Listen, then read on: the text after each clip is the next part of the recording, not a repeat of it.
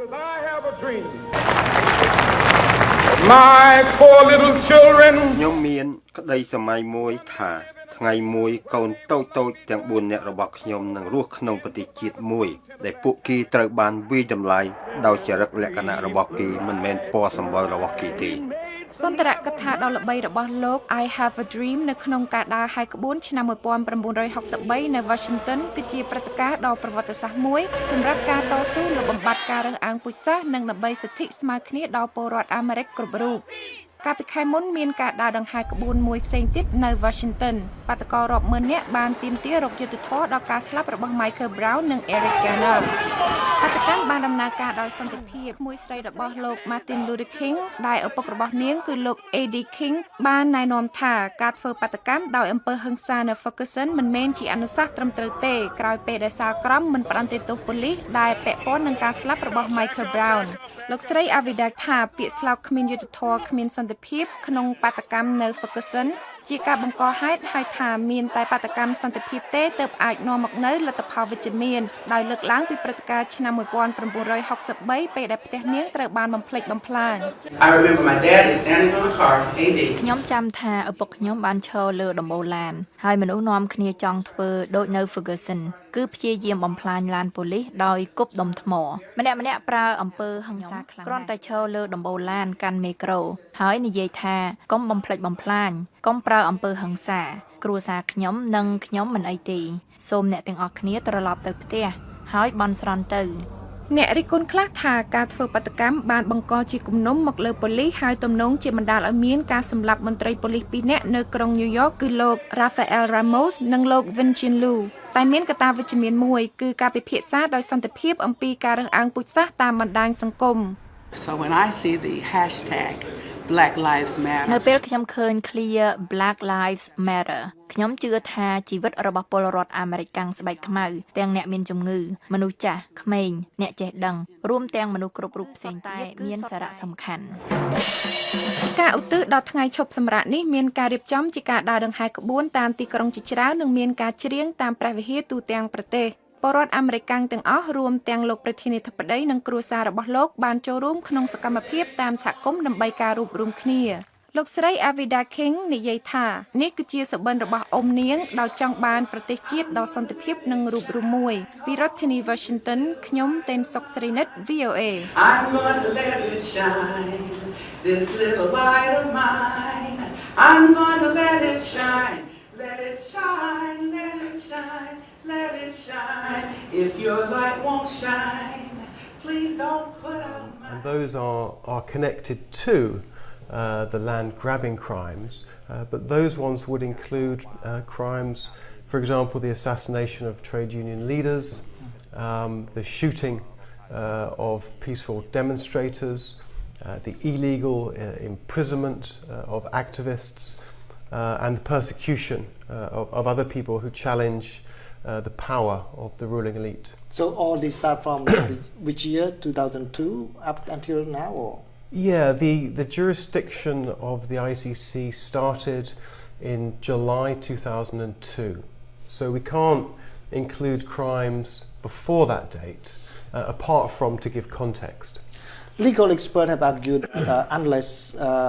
kind of domestic or national mechanism is exhausted that you can kind of go to international mechanism like the ICC. So has all this been used in Cambodia? Well, what we have to show is that the national courts are not willing or able to deal with these cases themselves. And that's very clear that in Cambodia the courts are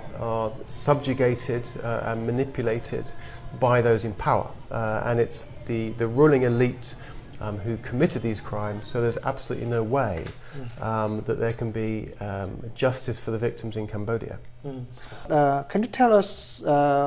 what action have you been doing since filing the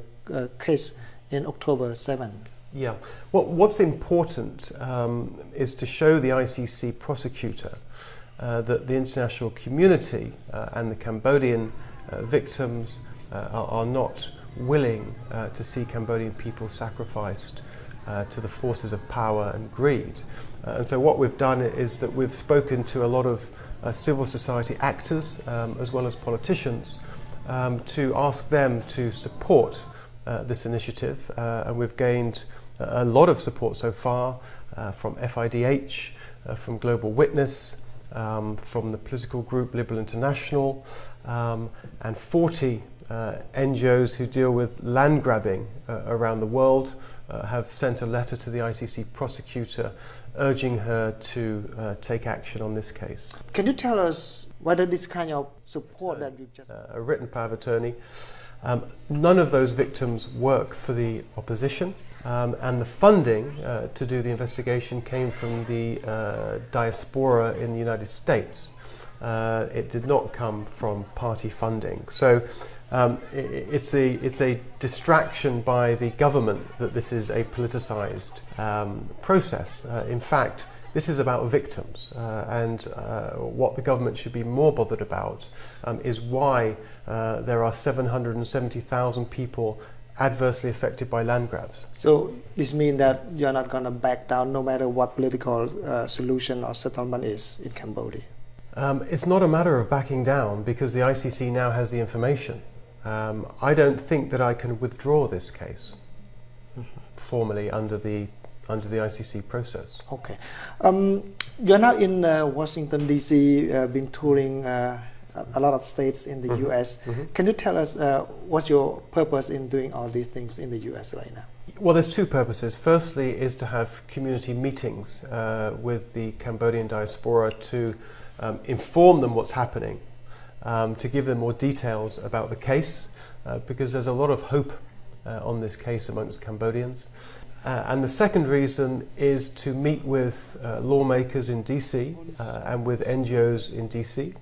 to inform them about the process and to see if we can get some support for bringing justice to the victims. Did you get some support? Any support? Absolutely, absolutely. The several congressmen have been very supportive of this initiative, and we're hopeful that there'll be a congressional hearing where I will speak to the issues that I raise in this complaint. You mentioned earlier about a general in Cambodia who mentioned that he learned things from Hitler. So such a common or this kind of person that the government put in place in charge of security. So how can this kind of comment help your case at the ICC? Well, I think it just makes it obvious the type of people that are in control of the gendarmes or the military in Cambodia. In any other country in the world, if somebody in charge was fired by Hitler, they would be fired. But we're pretty sure that this person won't be fired in Cambodia. And it just goes to show how ruthless the gendarmes were. And it was the gendarmes that opened fire on the demonstrators on January the 3rd. I know you already answered my question on things that ICC has a lot of cases to choose, but why they have to kind of take seriously the case from Cambodia at this stage? Because as you mentioned earlier, a case in Africa which is very hot there right now. Well, they should deal with this case, I believe, because the number of victims is so high. NGOs in Cambodia estimate that 770,000 people have been adversely affected by the land grabbing. That's 6% of Cambodia's population. In Phnom Penh alone, 145,000 people have been evicted. So the number of victims is massive, and it's far higher than many of the other cases in the ICC. I'll give you one example, Ukraine, where there were shootings in Kiev of peaceful demonstrators. The death toll was 118 people, and the ICC opened a preliminary examination. So we have a huge number of victims, and those people cannot get justice in Cambodia, and there's a real risk that if nothing is done, the number of victims will keep piling up. So as the case starts to unfold right now, starting from the very beginning until now, you see more light at the end of the tunnel than before, or still? Yes, I think I'm more hopeful now than when I filed because of the amount of support that we've had from the international community, whether it's NGOs, whether it's national politicians. So I think all that will give the prosecutor the momentum to move forward with this case and prioritise over others. I should clarify, it's not guaranteed that anybody will be indicted soon. The ICC has limited resources, so we must be realistic, be hopeful. You are fighting against those who are now in power and those who already, you already mentioned, made a comment about Hitler and operating in a Hitler style. So have you ever received any threat, or are you also concerned about your safety? No, I haven't received a threat, and I'm not concerned about my safety. I think that it would be very obvious if anything happened to me who was responsible, and I don't think that the government wants that type of attention and the types of investigation that would obviously follow. You still want to go back to Cambodia? I would love to go back to Cambodia. It's a country that I enjoyed very much for 5 years of my life, and I have every intention of going back. So where's your next step seeking international support after the US? Well, already we have been told that the European Parliament will raise this issue on the 22nd of January. That's a very positive move. We're going to work with national politicians in several European countries to see if they can raise this issue. And of course we hope that there will be a congressional hearing by the Asia Pacific Subcommittee to deal with this issue. So we have plenty of work ahead. Congressional hearing at the US Congress, right? Yes, in the subcommittee of the Foreign Affairs Committee, yeah. You've talked a lot about international support, going around seeking, drumming up for support. What about Cambodian people? What can they do to kind of give more value to this case? Well, I think it's important if the ICC prosecutor sees that Cambodian people are behind this. We know that the government are going to be against it, but we need to show the people are behind it. And so we plan to put together a petition signed by Cambodians both in Cambodia and the diaspora outside Cambodia. So if Cambodian people want to help push this forward, they can sign on to that petition. How soon this petition will come out? Probably within the next few weeks. Thank you so much, Mr. Roger, for talking to VOA. Thank you very much.